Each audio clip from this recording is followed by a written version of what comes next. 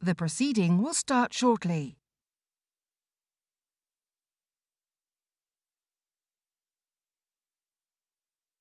The proceeding will start shortly.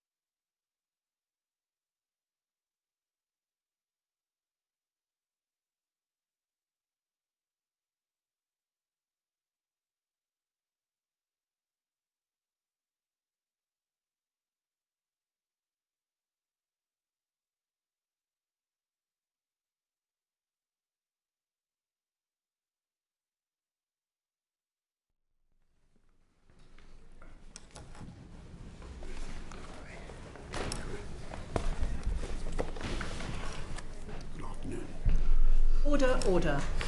This is a public evidence session of the House of Commons Committee of Privileges. The Privileges Committee's purpose in this inquiry is to decide whether or not Mr. Johnson misled the House of Commons, whether or not he committed a contempt of the House, and whether or not this was in any way intentional or reckless. This is what the House of Commons has required us to do by referring this matter to us in the motion which was carried without a vote against in April last year. Misleading the House might sound like a technical issue, but it is a matter of great importance. Our democracy is based on Parliament scrutinising legislation and holding the government to account for its actions. We proceed on the basis that what we are told by ministers is accurate. Parliament expects proactive candour and transparency. If what ministers tell us is not the truth, we can't do our job.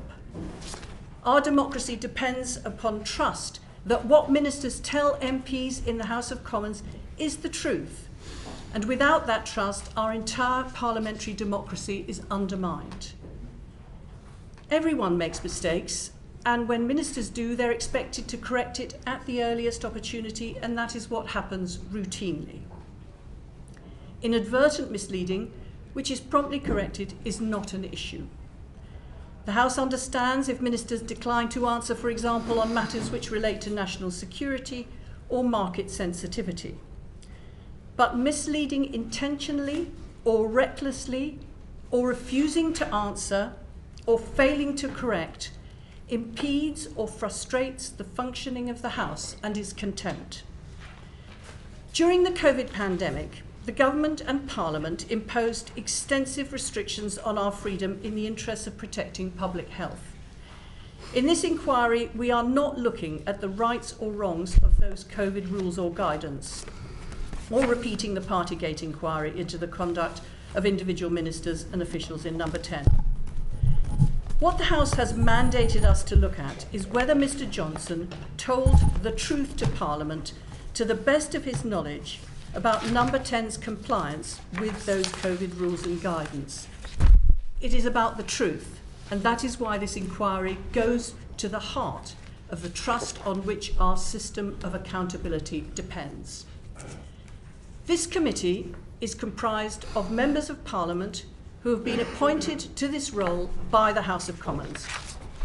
The political balance on this committee reflects the political balance in the House, which is why the committee comprises 4 Conservatives and 3 opposition MPs, including 2 from Labour and 1 from the SNP.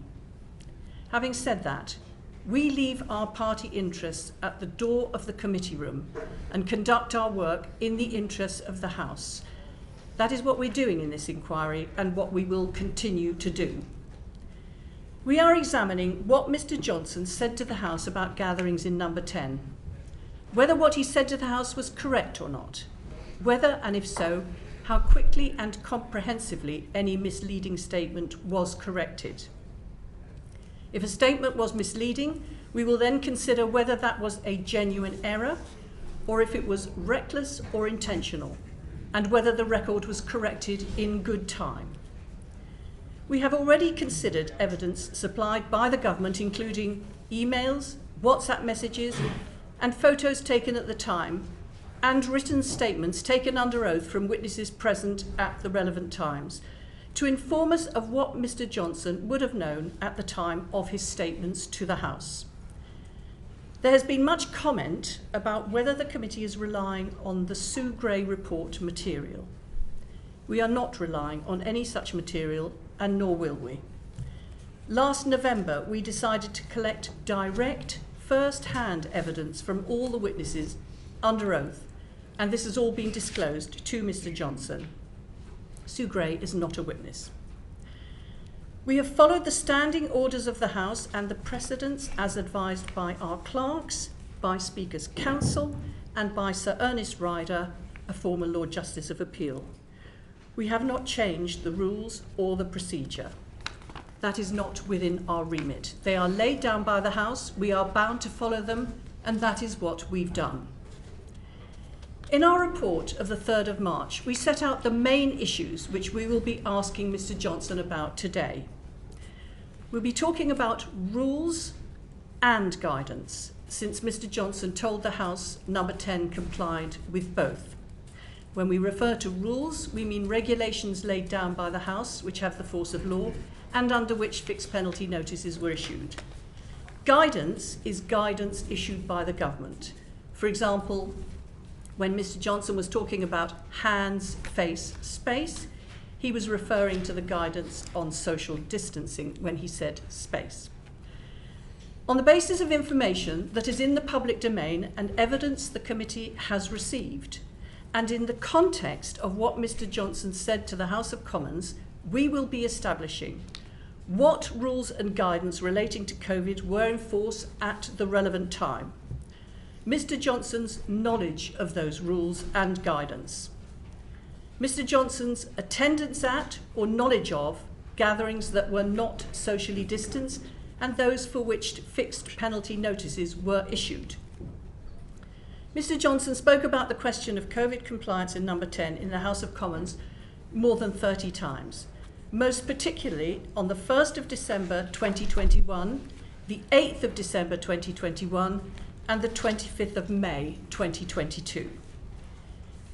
I'd like us all to have a reminder now of some of what Mr. Johnson said in Parliament in answer to questions, starting, if we may, with a question from the Leader of the Opposition on the 1st of December.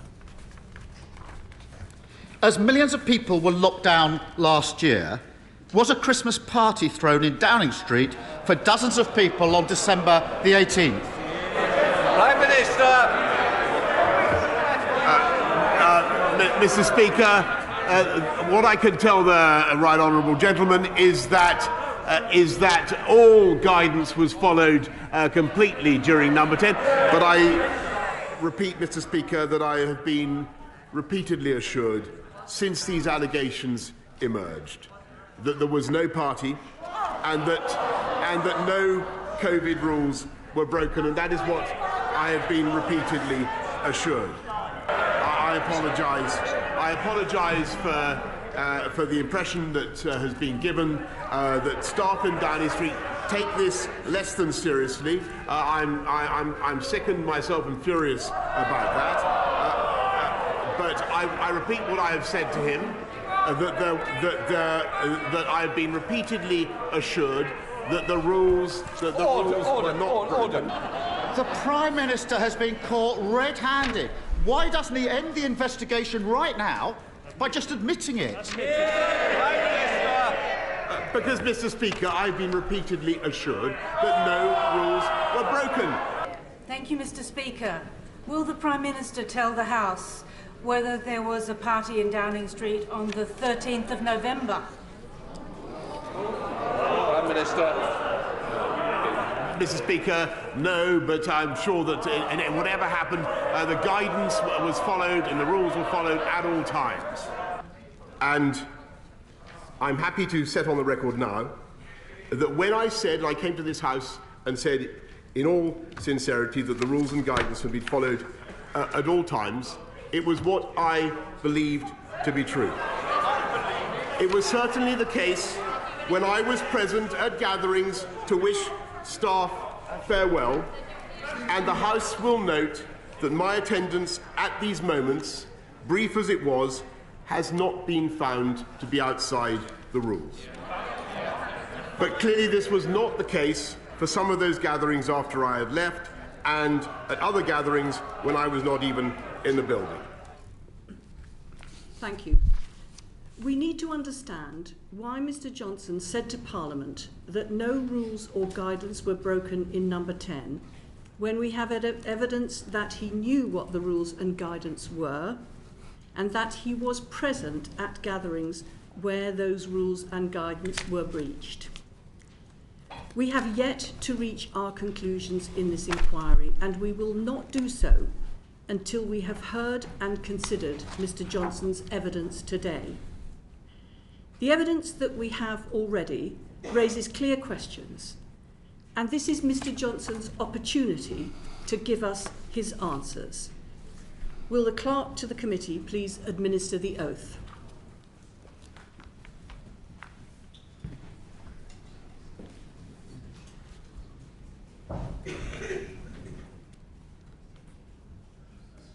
Take the Bible and read out the terms of the oath. Yes, I swear by Almighty God that the evidence I shall give for this committee shall be the truth, the whole truth, and nothing but the truth. So help me God. Thank you very much.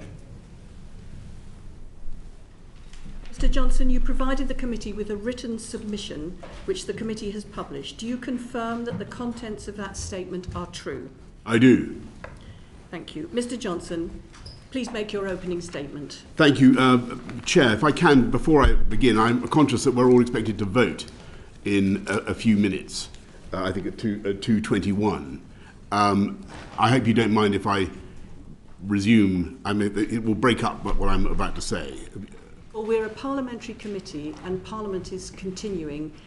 If there is a vote called, which we do expect, I will suspend the sitting to enable members to vote and we can pick up from where we left off. But thanks for reminding everybody that that's what's going to be happening. Thank you, Chair. Well, as you've just said, there were a number of days over a period of 20 months when gatherings took place in Downing Street that went past the point where they could be said to be necessary for work purposes. That was wrong. I bitterly regret it. I understand public anger and I continue to apologise for what happened on my watch, and I take full responsibility. But as you've just said, Chair, the purpose of this inquiry is not to reopen so-called Partygate. It is to discover whether or not I lied to Parliament, wittingly misled colleagues and the country about what I knew and believed about those gatherings when I said that the rules and the guidance had been followed at number 10. I'm here to say to you, hand on heart, that I did not lie to the House. When those statements were made, they were made in good faith and on the basis of what I honestly knew and believed at the time. When this inquiry was set up, I was completely confident that you would find nothing to show I knew or believed anything else, as indeed you have not. I was confident, not because there's been some kind of cover-up. I was confident because I knew that is what I believed, and that is why I said it. To understand why I believed it, you have to go back to a time before the Sue Gray report, before the police investigation, back to a time where, as the evidence before the committee shows, there was a near universal belief at number 10 that the rules and guidance were being complied with. That is the general belief that has been uncovered by your evidence. And it was that belief that governed what I said in the House. And as soon as it was clear that I was wrong, and as soon as the Sue Gray investigation and the Metropolitan Police investigation had concluded, I came to the House of Commons and I corrected the record as I promised I would. I clearly could not have anticipated the outcome by coming earlier because I genuinely did not know what the outcome would be and was deeply shocked when fines were issued, not least since I had been told on a couple of occasions at least by Sue Gray that she did not think the threshold of criminality had been reached. I believe that the committee's work helps to explain why I was so shocked. You've been investigating this for more than 10 months, and I thank you for what you have done. You have had access to a vast body of evidence. You have collected and reviewed hundreds of pages of transcripts of Sue Gray's interviews, and you have analysed many thousands of contemporary emails and WhatsApp messages and other material. You found nothing to show that I was warned in advance that events in number 10 were illegal.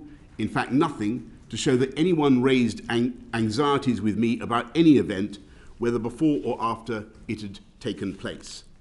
If there had been such anxiety about a rule-breaking event at number 10, it would unquestionably have been escalated to me. We all knew how vital it was to maintain public confidence in the fight against COVID, that we should do what we were asking the public to do.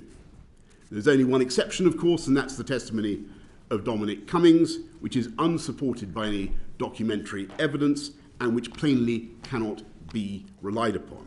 He has every motive to lie. Not only has the committee found nothing incriminating, it has gathered a huge amount of evidence which demonstrates very clearly that those working in Number 10 shared my belief that the rules and the guidance were being followed and that I received assurances that there was no rule breaking at Number 10. The best and fairest course now would be for the committee to publish all the evidence it has assembled so that Parliament and public can judge for themselves. Despite my repeated requests, the committee has refused to do this. As investigator, prosecutor, judge and jury, it has elected only to publish the evidence which it considers incriminating and not the evidence which I rely on and which answers the charges. And despite assurances that we would be permitted to add material that we rely on into the core bundle published today, late last night we were told that the committee was not willing to publish a large number of extracts which I rely upon in my defence. That is manifestly unfair. Instead, and in the absence of any evidence that I deliberately misled Parliament, the committee is trying to mount an argument that I must have known that the guidance was not being followed and that I buried in my head as we were fighting COVID was an unarticulated belief that even if we were following the rules, we were somehow failing to follow the guidance. And you have in your fourth report suggested that it must have been obvious to me because you have the photographs. So let me deal with this point head on, because it is nonsense. These photos have now been churned through the media for more than a year, and it seems to be the view of the committee and sadly many members of the public that they show me attending rule-breaking parties where no one was social distancing. They show nothing of the kind. They show me giving a few words of thanks at a work event for a departing colleague. They show me with my red box passing on the way to another meeting or heading back into my flat to carry on working often late into the night. They show a few people standing together as permitted by the guidance where full social distancing is not possible and where mitigating measures are taken. They show events which I was never fined for attending. I know the public will have had the impression that these were covert photos with their sinister pixelations that have been obtained by the media. The vast majority were in fact taken by the official Number 10 photographer. To say that we would have held illicit events in Number 10 while allowing these events to be immortalised by an official photographer is staggeringly implausible. There are a couple of photos where the event is captured on Zoom as well as by the official photographer, which only reinforces the point. If we had an event that we believed was illicit or unauthorised, why would we have it on Zoom when you never quite know who is on the other side? Most important of all, if it was obvious to me that these events were contrary to the guidance and the rules, then it must have been equally obvious to dozens of others, including the most senior officials in the country, all of them, like me, responsible for drawing up the rules.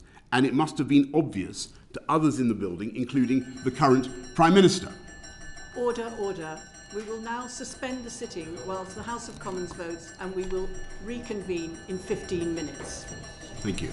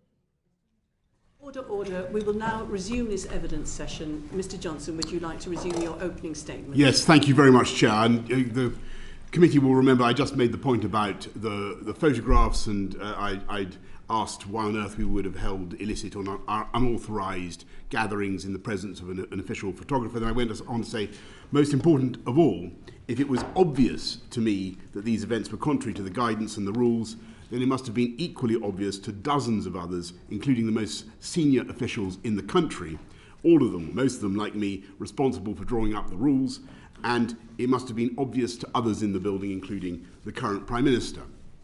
On the contrary, the overwhelming evidence which you have assembled is that these individuals believed that the rules and the guidance were being complied with.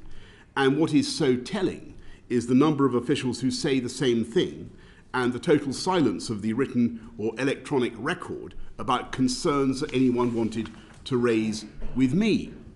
It would be one thing if the committee had come here today and said, look, here are the emails or here are the WhatsApps that show that you were warned about rule breaking before you made your statements to the House. You haven't got any such evidence because that never happened.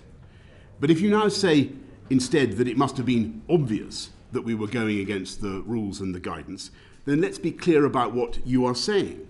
You're not only accusing me of lying, you're accusing all those civil servants, advisors, MPs, of lying about what they believed at the time to be going on. And as far as I know, you're not giving any of them the chance to explain themselves with their own oral evidence. I don't think you seriously mean to accuse those individuals of lying, and I don't think you can seriously mean to accuse me of lying. Now, everyone knows that there are some features of this proceeding that are extremely peculiar. I have the utmost respect for you, the Chair, but you've said some things about this matter before reading the evidence, which are plainly and wrongly prejudicial or prejudge the very issue on which you are adjudicating. I'm going to put your earlier remarks down to the general cut and thrust of politics and trust in what you have stressed at the outset, the impartiality that the committee insists upon and insists upon in your report. The committee is in fact supposed to be inquiring strictly into what I said about rule breaking rather than non-statutory guidance, so much of this interrogation is theoretically irrelevant, but I'm going to take that in my stride because I agree with what you said at the outset. It is your job, in which I want to help you, to understand why I said what I said to Parliament and whether I deliberately set out to deceive. And I emphatically did not. Your first concern is that I may have knowingly or recklessly deceived Parliament on the 1st and 8th December when I said that the rules had not been broken and the guidance had been followed completely in number 10. When I said those words, I was not trying to cover up or conceal anything. I said what I said in good faith, based on what I honestly knew and reasonably believed at the time. That belief, what was in my head, was based on my understanding of the rules and the guidance. That did not mean that I believed that social distancing was complied with perfectly. That is because I and others in the building did not believe it was necessary or possible to have a 2 metre or 1 metre after June the 24th, 2020, electrified force field around every human being. Indeed, that is emphatically not what the guidance prescribes. It specifically says that social distancing should be maintained where possible, having regard to the work environment, and it is clear that in number 10 we had real difficulties in both working efficiently and at speed and in maintaining perfect social distancing. It's a cramped, narrow 18th century townhouse. We had no choice but to meet day in, day out, 7 days a week in an unrelenting battle against COVID. I had to call many meetings on the spot and to call make a great many high-speed decisions. Yes, we certainly did have social distancing. We avoided physical contact. We gave way to each other in the corridors and on the stairs. We gave each other as wide a berth as we could. But it would have been impossible to have a drill sergeant measuring the distance between us all hours of the day and night. So, as the guidance prescribes, we had mitigations. When I spoke about the guidance being followed, I was thinking of all the things we did to stop the spread of COVID, given where we were working. We had large numbers of people working from home. We had many meetings, at least partly on Zoom. We had limits on the numbers per room. We had sanitizer dispensers everywhere. We had signs on the walls telling you which way to walk. We kept windows open and we worked outside as much as possible. Because of the particular difficulties caused by the working environment, we had regular testing, and a whole testing system was set up, I believe, on the 3rd floor that went way beyond what was required in the guidance. So if you say, how could I stand up in Parliament and be so categorical about following the guidance? What was I thinking of? That is what I was thinking of. And I know you will, as you've just done, point to the photos and then to the guidance and what I said. And you will say it must have been obvious that the guidance was being breached. But that is simply not true. My beliefs and my remarks to Parliament were indeed based on my knowledge of those events. But you have to understand how I saw them and what I saw during the period I was there. The vast majority of the events relied upon by the committee are events I attended for 10 or 15 minutes, perhaps a maximum of 25 in one case, to say farewell to a departing colleague. I know that people around the country will look at those events and think they look like the very kind of events that we, or I, were forbidding to everyone else. But I will believe till the day I die that it was my job to thank staff for what they had done, especially during a crisis like COVID, which kept coming back, which seemed to have no end, and when people's morale did, I'm afraid, begin to sink.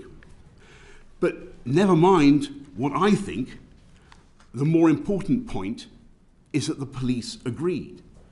They did not find that my attendance at any of these farewell gatherings was against the rules. I obviously did not know at the time that any of these events later escalated beyond what was lawful after I left. There is, of course, one event for which I and the current Prime Minister received fixed penalty notices. But it never occurred to me, or I think the current Prime Minister at the time, that the event was not in compliance with the rules and the guidance.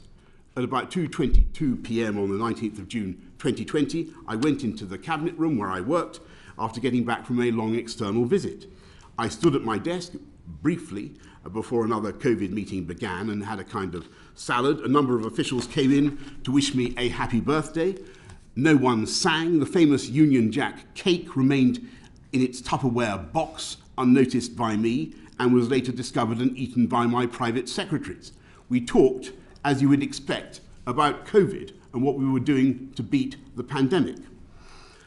It is a measure of how innocent we thought this meeting was that an slightly exaggerated version was briefed to the Times with singing and cake eating, and yet nothing untoward was apparently detected either by the reporter or by millions of eagle-eyed readers.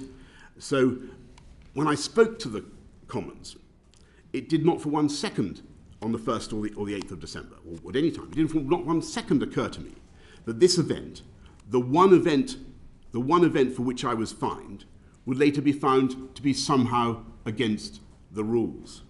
And the same goes for all the events I attended. My belief was that we were following the rules and the guidance to the best of our ability, given the circumstances, and that was what the guidance required. You may now say that I was being obtuse or oblivious and that we should have enforced social distancing more ruthlessly. And we can argue that back and forth. Hindsight is a wonderful thing. We're talking about what I believed at the time. As for the event of the 18th of December 2020 in the press room, I was not there, but my honest belief that it was within the rules was based on what I was told by senior advisors. The fact that this was my honest belief is supported by the fact that so many other people honestly believed that we were doing nothing wrong. And It's abundantly clear from the evidence produced by the committee that everyone was operating with the same understanding of the rules and the guidance. If you want further evidence of what was going on in my head, look at the WhatsApp to Jack Doyle, where I positively urge him to get the truth out to the public, the truth out about that December the 18th event. It seemed so unfair to me, based on what I had been told, that the event was being presented as a purely social gathering on what I knew to be a monumentally busy day for the media department, when they were coping both with the emergence that day of the Kent variant of COVID and what some saw as the risk of a no-deal Brexit. That was why I was inclined to believe that this event must be in line with the rules and the guidance.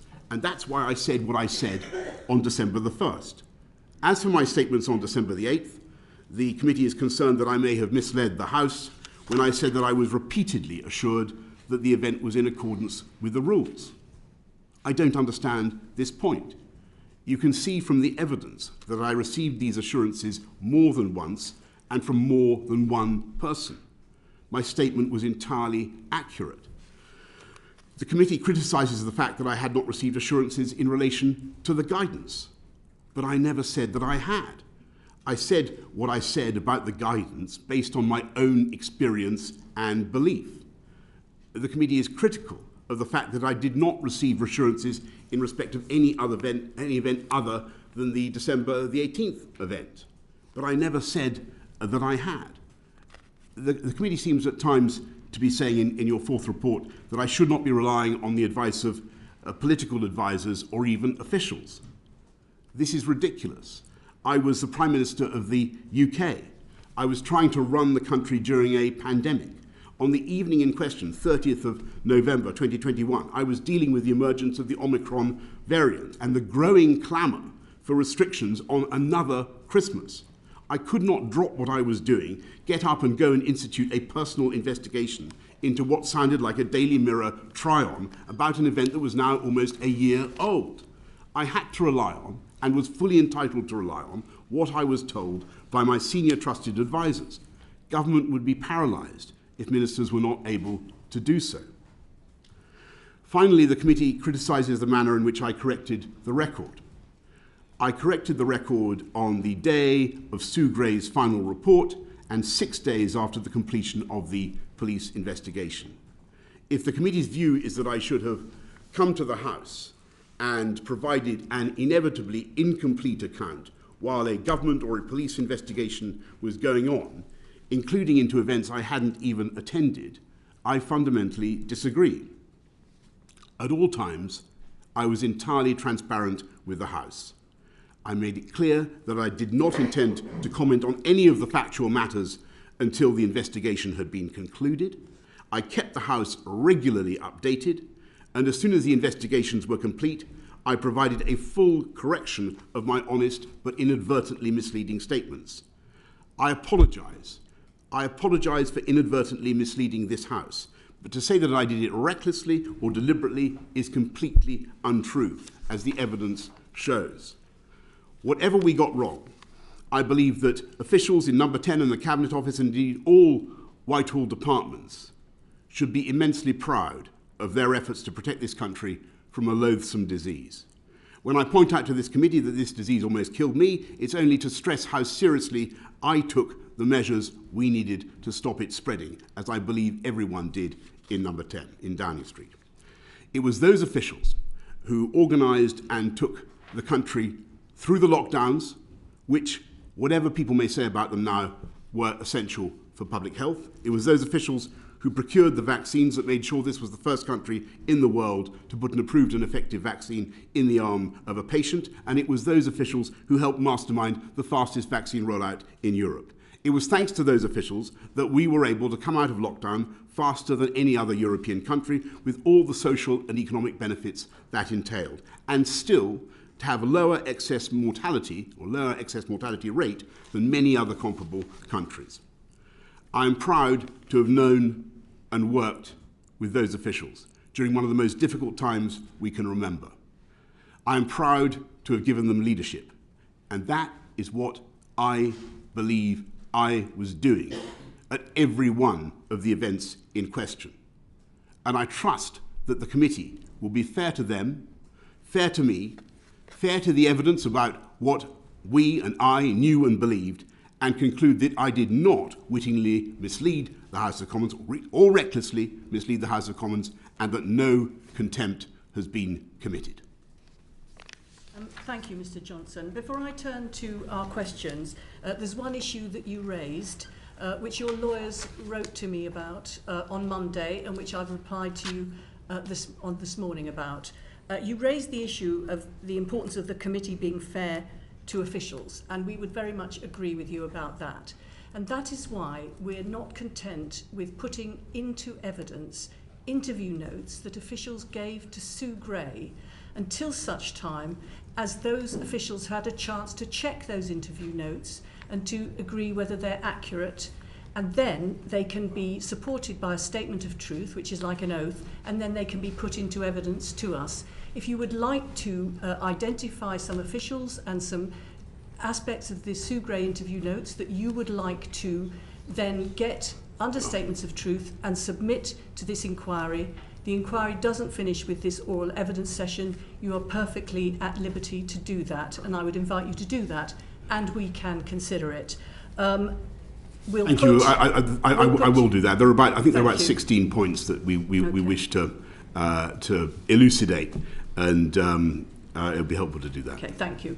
And we're putting now in the public domain your lawyer's letter to me and also my reply to you this morning so that people can be clear about that. We'll now begin our questions, starting with those which cover the 6 gatherings that the committee thinks are the most relevant to our inquiry. When asked in the House of Commons about gatherings in number 10 from December 2021 onwards, you told the House that COVID rules and guidance were followed completely and at all times. Following the publication in May 2022 of the report which you'd commissioned into gatherings on government premises, you continued to maintain that it was certainly the case that the rules and guidance were followed at gatherings you had attended to wish farewell to staff who were leaving number 10. We will put to you what the COVID rules and guidance were on those 6 dates, what you knew about the gatherings that took place on each of those dates and their compliance with the rules and guidance then in force. We'll start by looking at 2 leaving gatherings that you attended in November 2020. We'll primarily be focusing on these gatherings' compliance with the COVID workplace guidance in place at the time. These gatherings took place during a national lockdown in England. The legal rules in force to prevent the spread of COVID included restrictions on indoor gatherings of 2 or more people. The workplace guidance in force at that time stated that there should be social distancing of 2 meters in the workplace wherever possible, and that only absolutely necessary participants should physically attend meetings. I will now invite Sir Bernard Jenkin to ask the first question. Sir Bernard. Thank you, Chair. So as the Chair described, we will first consider what knowledge you had of the rules and guidance in place at the time of each of the events you attended or of which you had knowledge, by reminding ourselves of what you were telling the country about the rules and guidance, and then we will ask about those gatherings. Now, you were aware of the importance of following the guidance the government had issued to keep workplaces safe. Indeed, you previously told the House of Commons on the 2nd of September 2020, and I quote, "It's very important that we get people back into the workplace in a COVID-secure way," unquote. And then on the 9th of November 2020, less than a week before the first of the gatherings that I will ask you about, you said at a COVID press conference, and I quote, "Neither mass testing nor progress on vaccines are at the present time a substitute for the national restrictions for social distancing and all the rest. So it is all the more important to follow the rules," unquote. And at the press conferences over this period, you regularly repeated the phrase, hands, face, space, while standing at podiums bearing this phrase. So there can be no doubt that you understood what the guidance and rules meant and were intended to achieve. Yes or no? Yes. Thank you. On the 13th of November 2020, which we saw Catherine West just asking about on the film earlier, there was an impromptu leaving gathering for your then Director of Communications, Lee Kane. This was held in the vestibule outside the press office in number 10. Between 15 and 20 people were present and you gave a speech. And the evidence for this is at page 9 of the evidence bundle. Do you accept that these facts are correct? Yes. We will now show the pictures, which you have made your comments about, but nevertheless we will ask you about them. The unpixelated photos are on page 540 and 580 in the bundle of the total evidence pack. The pictures show you with at least 6 to 8 other people standing in close proximity. I want to ask first about this gathering's compliance with the guidance. You told the House of Commons as recently as the 25th of May 2022, which was the day of the publication of the Sucre report, that it was, and I quote, certainly the case, strong words, that guidance had been followed at gatherings you attended to wish staff farewell, at least while you were there. At least while you were there.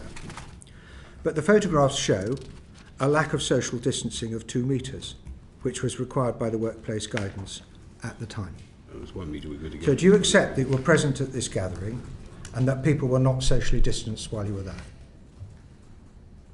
Thank you very much, Sir Bernard. I don't accept that people were not making an effort to distance themselves socially from each other, and that happened the whole time in number 10. Actually, I think that the guidance by November 2020 stipulated that you should maintain 1 metre social distancing where possible, with mitigation where 2 metres is not viable.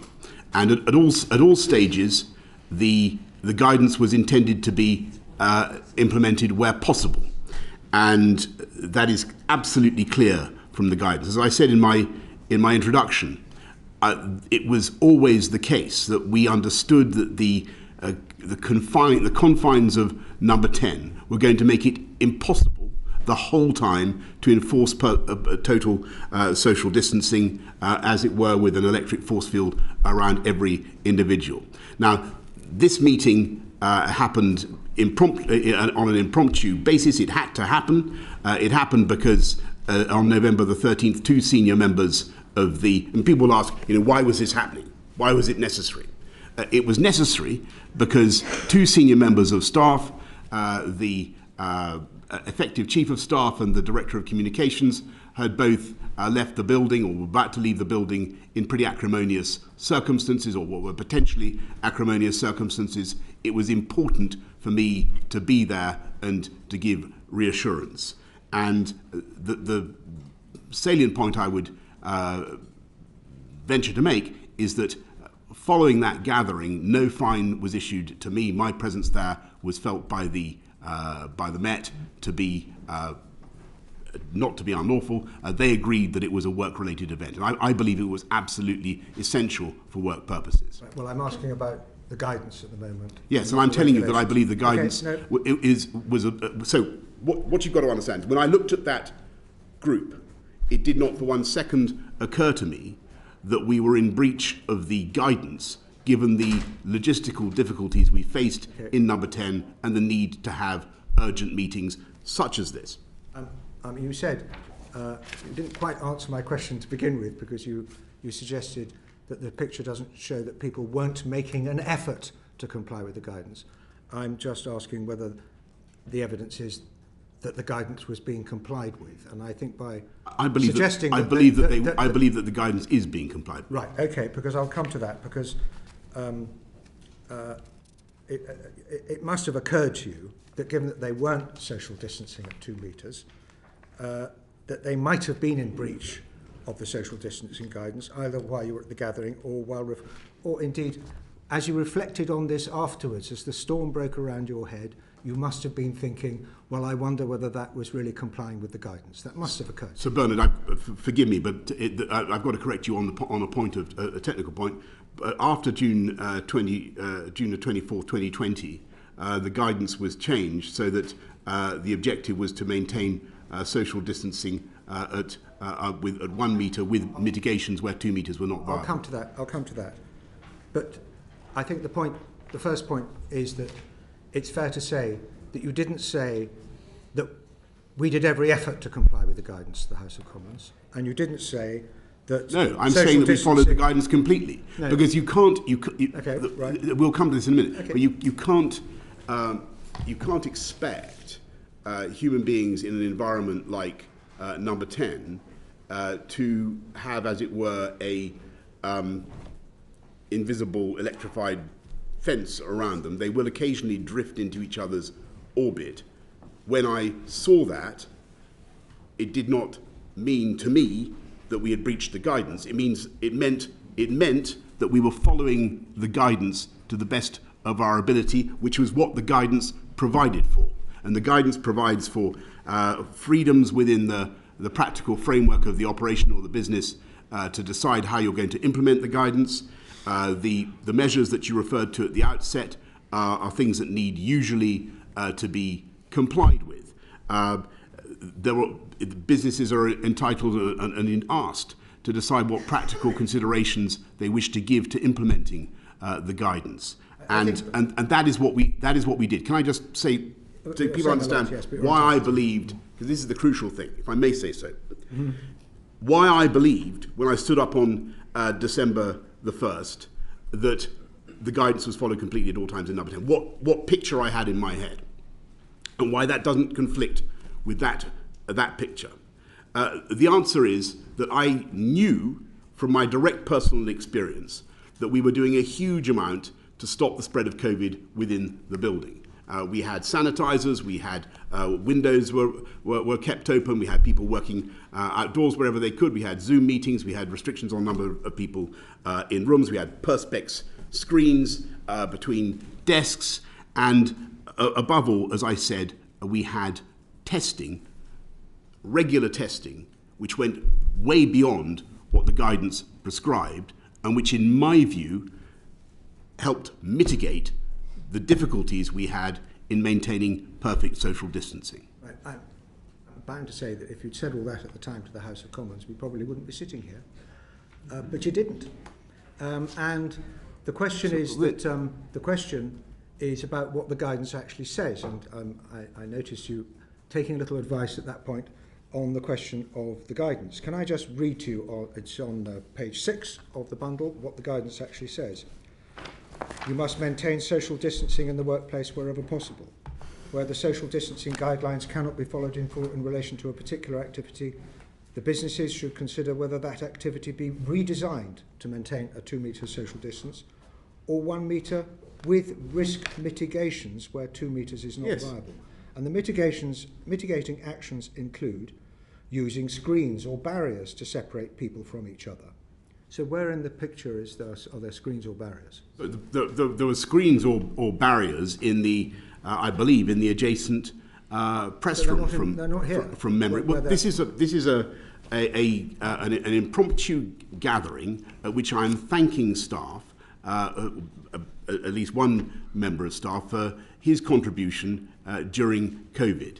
I believe it was an important part of my job to do that. That was the best place to do it. I accept that perfect social distancing, Sir Bernard, is not being observed, but that does not mean that what we were doing, in my view, is incompatible with the guidance. The guidance specifically allows for workplace freedoms to decide how to implement it, and the operative conditional is where possible. Now, do not for one moment believe that people in number 10 did not operate social distancing, because they did, and they took they made great efforts, in my view, to my memory, to stay apart from each other. But that didn't mean that they were able to stay apart from each other the whole time. That's what I'm saying. Well, that did not conflict with the guidance. Nobody is devaluing the efforts of anybody in number 10 during the COVID, including you, by the way, and the public service you gave during your period as Prime Minister during the pandemic. All we're asking is I'm afraid it's our obligation. I'm trying to explain to you why I said that the guidance was followed. I'm halfway through a question. All I'm saying is that we've got to establish in our minds whether what you told the House of Commons was strictly accurate. And the guidance goes on to say, where social distancing guidelines cannot be followed in full, even through redesigning a particular activity, business should consider whether that activity needs to continue for the business to operate, and if so, take all the mitigating actions possible to reduce the risk of transmission between the staff. Now, nobody is disputing that it's the right thing for you to thank your staff. The question is whether what you said about this particular way of thanking your staff in the House of Commons was strictly accurate. Indeed, may have been misleading. That's what we're asking. Well, I don't believe for a second that it was. The guidance does not say you can have a thank you party and as many people in the room as you like if you think it's very important to thank people. The guidance doesn't say that. Let's just go back over that. I believed that this event was not only reasonably necessary, but it was essential for work purposes for the reasons that I have given. I've described the constraints in which we were operating in number 10. If you wanted to have a rapid gathering to thank people, this was the place to do it. There aren't, in fact, that many people there. I accept, though the pixelation makes it difficult to work out exactly who is where. I accept that perfect social distancing got the unpixelated photographs. Is You've not got the sure, unpixelated sure, but the photographs. public can't see that. Yeah. The public can't see that. Yes, but that's Bernard, not. I accept that not everybody is perfectly socially distanced in that picture, but that did not mean to me, when I stood up in the House of Commons and said that the guidance was followed completely, I was not thinking of that event and thinking that somehow that contravened the guidance. Absolutely not. Okay. We were making a huge effort to follow the guidance. That was my memory, and that is why I said what I said. This is exactly the purpose of this session, that you can make the case that you're making. Can we move on to examine the compliance with the COVID rules at this gathering? As we heard in the clips earlier, you told the House the rules were followed at all times, so you must have thought the gathering was reasonably necessary for work purposes, as was then required by the regulations. We know that the gathering attracted fixed penalty notices. So in fact, the police have judged that it broke the rules. Why did you think it was within the rules? I thought it was essential for work purposes, or at least reasonably necessary for work purposes, because for the reason I've given, Sir Bernard, that November the 13th was a day in which two senior officials, senior advisors in government, had left their jobs in very, very difficult and challenging circumstances. And it was necessary to steady the ship. It was necessary to show that there was no rancour, that the business of the government was being carried on. That's what we had to do. That's what I had to do. I know that, but it's what you said about it to the House of Commons is what matters. We know it was a leaving event for a member of staff. The photographs we've just seen do not seem to show any actual work being done.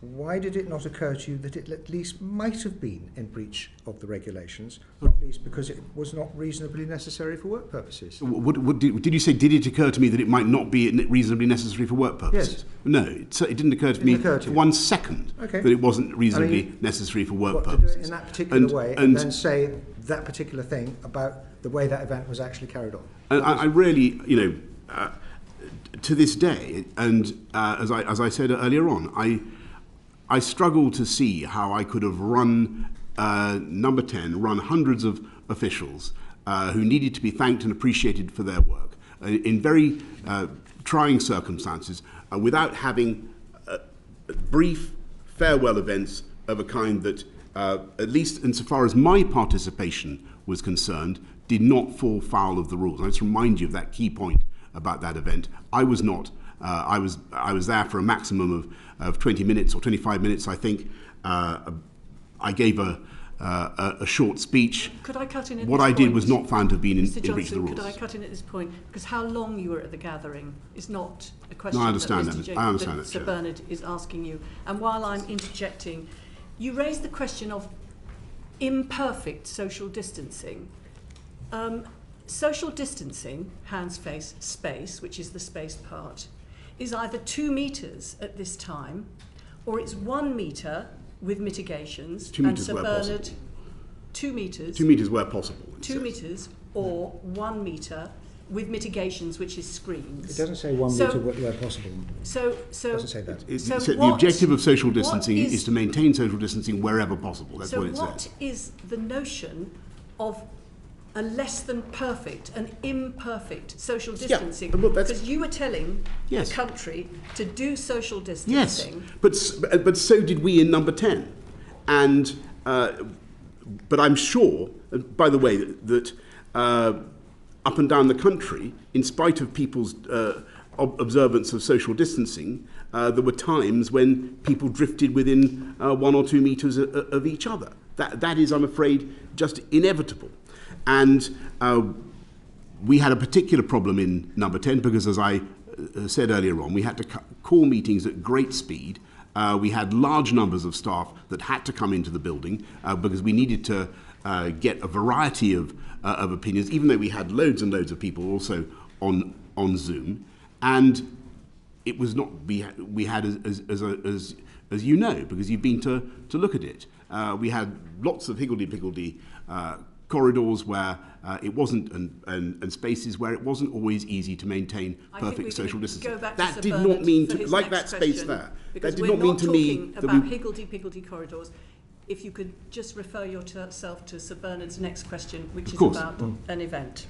There were lots of people leading critical organisations around the country, and a leaving do for everyone else around the country was not acceptable under the guidelines or the rules. So why was it acceptable and necessary for work purposes in number 10? Thank you, Sir Bernard. Well, I want to repeat what I said at the beginning. I understand that people looking at that photograph will think that it looks like a social event. It was not a social event. If anybody thinks that I was partying during lockdown, they're completely wrong. That was not a party. I was there to. I haven't said it was a party, Mr. Johnson. Well, you did actually earlier on. What I was doing was thanking staff, or thanking one individual in particular, for their contribution, and I believe that was my job. So, if you'd been asked at a press conference with your podium saying "hands, face, space," whether it was okay for organisations to hold unsocially distanced farewell gatherings in the workplace, what would you have said? I would have said that it's up to organisations, as the guidance says, to decide how and they are going to implement the guidance, amongst which is, of course, social distancing. Where they can't do social distancing perfectly, they can't maintain 2 metres or 1 metre, then they're entitled to have mitigations. And that's what the guidance says. And we did indeed have plenty of mitigations, including, and as I've said to you before, this was exceptional in number 10, we had a great deal of testing. So the answer is you would have said it was okay? No, I said the answer is that you should do what the guidance says. And the guidance says that where you put in mitigations, where you do what is possible, then and where you follow social distancing in a way that is that reflects the realities of your workspace, that will be in compliance with the guidance. That was my view, and I think that's what everybody else understood. Well, certainly that, and just can I repeat this point? This is what everybody understood, I believe, in number 10. It's for a long period of 20 months of the struggle against COVID, during which we were having, as the Prime Minister himself has said, describing the experience of walking into loads of rooms and finding lots of people there. It was simply part of working in number 10 that we were going to come into contact with a great number of people. But people did follow social distancing, and they were acutely conscious of it. I now turn to the 27th of November 2020. This was another unplanned leaving gathering for a different special advisor that again took place in the vestibule outside the press office in number 10. And we have 3 witness statements attesting to a lack of social distancing at this event. We've got, and this is on page 17 of your witness bundle, we've got Jack Doyle, who was your press secretary at the time and subsequently your director of communications, saying that there were certainly more than 20 people in attendance. And do you accept that? I I don't know. I wasn't at that event, and it wasn't an event that was found to have been in breach of the rules. There's no reason to dispute it. Well, I happen to know because we've all seen the same evidence bundle. Though I think this is one of the things that you have that we haven't been allowed to point to. I think there is evidence from at least one of the participants that there weren't that many people there, and it lasted a very short time. Well, by all means, make sure that's drawn to our attention. Oh, sorry. This is the Clio event. Sorry, you mustn't mention any names. I think that name we can mention. That event. My memory of that event. Forgive me, I was at that event, but I was there very briefly. I was going to correct you. Thank you. So I was at that event, but I was there very briefly. No fines were issued for that event. Order. I'm afraid we have to suspend the committee again. There's a division in the Commons. We'll return in 15 minutes.